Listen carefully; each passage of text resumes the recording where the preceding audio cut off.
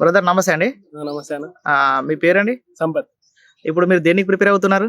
నేను రైల్వేకును మన state government jobs కి ప్రిపేర్ అవుతున్నా. అంటే ఇప్పుడే ఫస్ట్ టైమా? ఇంతకు ముందు ఏమైనా అటెంప్ట్ చేసిరా?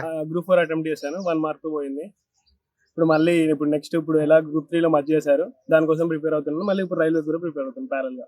ఇప్పుడు మనం చూసినట్టయితే కాంగ్రెస్ ప్రభుత్వం వచ్చి సంవత్సర కాలం అవుతుంది. అవును. ఈ సంవత్సర కాలంలో మీలాంటి నిరుద్యోగికి ఏమైనా న్యాయం జరిగిందా? ఇలాగే ఇప్పుడు మన జాబ్ క్యాలెండర్ ఇచ్చింది కదా, దాన్ని కరెక్ట్ ఇంప్లిమెంట్ చేస్తే మాకు చాలా బెనిఫిట్ అవుతుంది. ఇప్పుడు పాత ఇచ్చిన నోటిఫికేషన్స్ అన్ని కూడా ఫిల్ చేస్తూ వస్తున్నారు. ఇలాగే ఫిల్ చేస్తూ వెళ్ళాలని చెప్పి కోరుకుంటున్నాం. ఇప్పుడు పాత గవర్నమెంట్ లో వచ్చేసి నోటిఫికేషన్లు వేసిరు, ఎగ్జామ్స్ కూడా రాసిరు, కొన్ని ఫెయిల్ అయిన సందర్భాలు ఉన్నాయి. ఈ గవర్నమెంట్ లో అలాగే ఏమైనా జరుగుతాయని అనుకుంటున్నారా? జరిగినా కూడా దాన్ని మళ్ళీ త్వరగా అయ్యేటట్టు చూడాలి. ఏదైనా కూడా నోటిఫికేషన్ తొందరగా కంప్లీట్ చేసేటట్టు చూడాలి, బాగా ల్యాగ్ చేయకూడదు. ఇప్పుడు మీరు దేనికి ప్రిపేర్ అవుతున్నారు? ప్రజెంట్ వచ్చి రైల్వే మన స్టేట్ ఇప్పుడు గ్రూప్ 4 కానీ గ్రూప్ 3.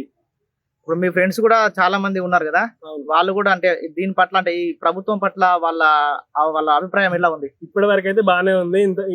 ఇలానే కంటిన్యూ చేస్తే ఇలానే మంచిగానే ఉంటుంది ఒపీనియన్ అనేది. ఈ ప్రజా ప్రభుత్వంలో నిరుద్యోగులకు న్యాయం జరుగుతుందని మీరు అనుకుంటున్నారా? ఇప్పటి వరకు చూసిన వాటిలో న్యాయం జరుగుతుందని అనిపిస్తుంది. ఇంతకుముందు దీని తర్వాత ఎలా చేస్తారో కూడా చూడాలి.